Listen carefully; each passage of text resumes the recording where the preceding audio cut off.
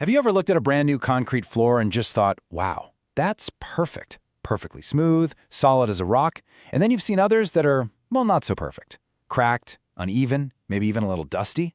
What's the deal? Well, it's not magic, and I can tell you for sure it's not luck. It's all about a super precise process, and today we're going to break it all down. So, here's our game plan.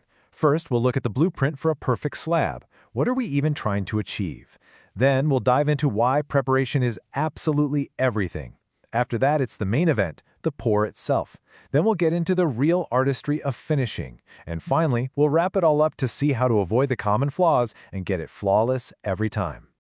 All right, so first things first, what is our goal here? It's actually pretty simple. We want to create a concrete slab that is perfectly flat and incredibly durable. You know, the kind of surface that's going to perform without any issues and last for years and years, whether it's a giant warehouse floor or just your garage at home. And the secret to making that happen? It really comes down to one word: sequencing. A great result isn't a happy accident. Nope. It's a direct result of following a proven process where every single step is done right and in the right order, building perfectly on the last one. And that brings us right to our first major phase, preparation. You know, this is where the real battle for a quality slab is won or lost. And you might be surprised to hear this, but most of the really critical work is done long before a single drop of concrete ever shows up. Now, this whole prep phase really breaks down into 3 key stages. First, you've got setting out. That's all about getting the location and the levels just right. Then comes the formwork. That's the mold that holds everything. And finally, reinforcement, which gives the concrete its hidden superpower. Let's talk about setting out. This is where we figure out the exact position, and this is the big one, the final level of the slab. And let me be really clear about this. If your level control is off by even a tiny bit here, you are guaranteed to have an uneven slab later on. It's non-negotiable. You have to get this right. Okay, next up is the formwork. And wow, the difference between doing this right and getting it wrong is just massive. I mean, look at this. On the left, you've got weak, flimsy formwork. That stuff is going to bulge and bend under the weight of the concrete, leaving you with wavy surfaces and crumbly edges. But on the right, that's strong, rigid, properly braced formwork. That is your ticket to a perfectly flat slab with sharp, strong edges that last. And the final piece of the prep puzzle is reinforcement. So here's the thing about concrete. It's incredibly strong if you try to crush it. That's called compression. But it's actually pretty weak if you try to pull it apart. That's tension. So this steel mesh, or rebar, gives it the tensile strength it's missing. It's what stops it from cracking. But, and this is a big but, it only works if it's placed in exactly the right position inside the slab. All right, all our prep work is done. It's time for the main event, the critical pour. This is that magic moment where all that careful planning pays off and we start turning this liquid material into a solid structural foundation.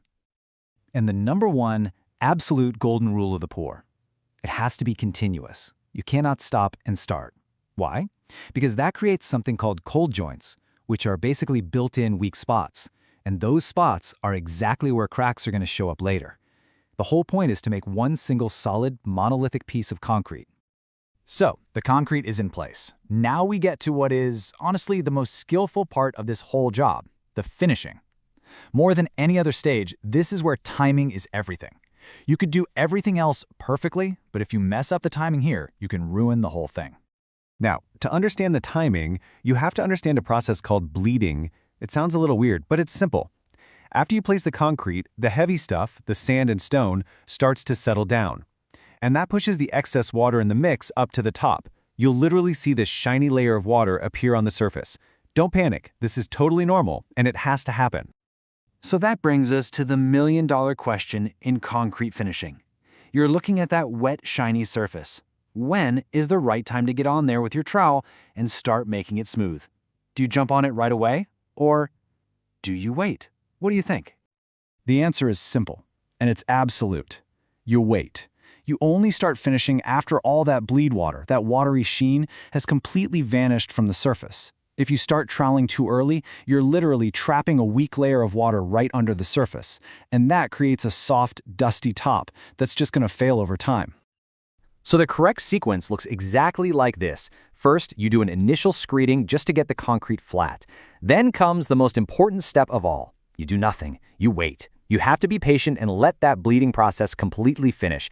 Only then, once the surface is dull again, do you start the final troweling to create that hard, dense, smooth finish. Okay, let's wrap this all up. We're going to distill this whole process down to its most important lessons, really looking at how we can avoid those common mistakes and get a flawless result. So here are the 3 biggest tripwires and how to sidestep them. First, poor level control right at the start. That gives you an uneven, sloped slab. The prevention, just be meticulous with your setting out. Second, weak formwork. That leads to bulging and warping. The fix is simple. Build strong, well-braced forms. And finally, that classic rookie mistake, finishing too early. That gets you a weak, powdery surface. And the prevention is just pure patience. Wait for the bleed water to disappear. It's that simple. So what's the big takeaway here? A high-quality concrete slab isn't about one heroic move. It's the sum of a bunch of small, precise actions, all done in the right order. In the end, precision isn't just a nice idea or best practice, it's literally the only way to guarantee you get a quality result. You know, at the end of the day, a structure is only ever as strong as its foundation. That's true for a building, and it's true for just about any project. So this whole process is a great reminder to ask that one fundamental question. Whatever it is you're building, is your foundation built on precision?